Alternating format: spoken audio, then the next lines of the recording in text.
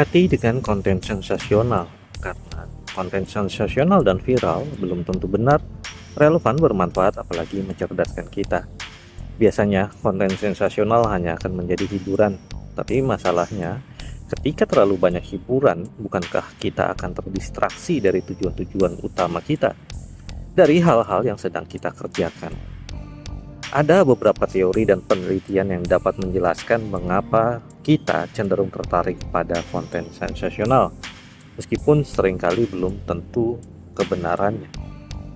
Satu, karena ada yang namanya negativity bias. Otak manusia secara alami lebih peka terhadap informasi negatif karena hal ini berkaitan dengan mekanisme bertahan hidup, survival of the fittest. Berita sensasional seperti skandal atau dugaan korupsi seringkali memicu respons emosional yang kuat sehingga lebih banyak menarik perhatian. Kedua, juga bisa karena emotional arousal theory. Konten sensasional biasanya dirancang untuk memicu emosi seperti kemarahan, kejutan, atau rasa penasaran.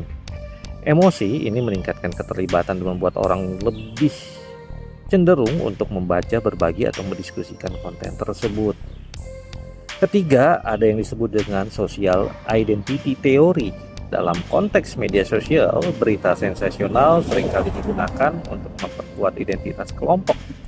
Misalnya, berita tentang skandal pejabat dari kelompok tertentu dapat digunakan untuk memperkuat pandangan negatif terhadap kelompok tersebut.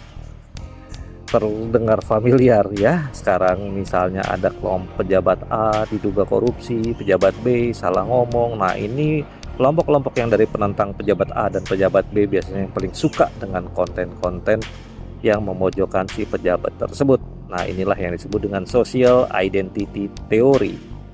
Keempat, ada yang namanya confirmation bias. Ini yang sering saya utarakan di channel ini. Orang cenderung mencari dan mempercayai informasi yang sesuai dengan keyakinan mereka.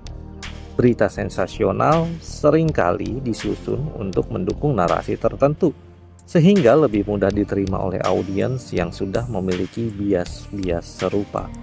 Kelima, ada yang namanya cognitive ease. Informasi sensasional biasanya disajikan dalam format yang sederhana dan mudah dicerna, seperti headline yang mencolok atau video pendek. Hal ini membuatnya lebih mudah diakses dan diingat dibandingkan dengan informasi yang lebih kompleks. Keenam, ini satu istilah yang juga viral, yaitu FOMO, fear of missing out. Di era digital, ada tekanan sosial untuk tetap up to date dengan berita terbaru.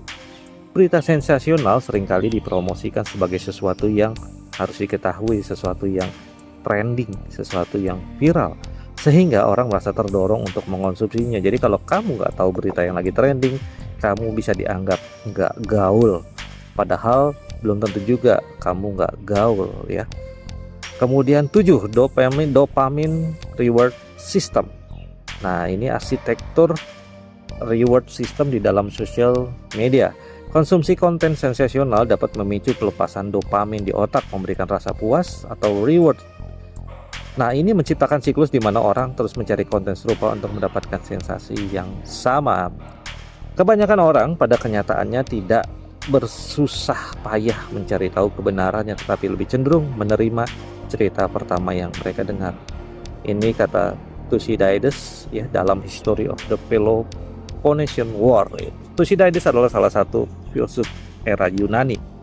Ya, teman-teman, kita akan bahas mengenai kebenaran dari konten sensasional di edisi video kita yang lain, dan kita akan gali pemikiran dari Thucydides ini.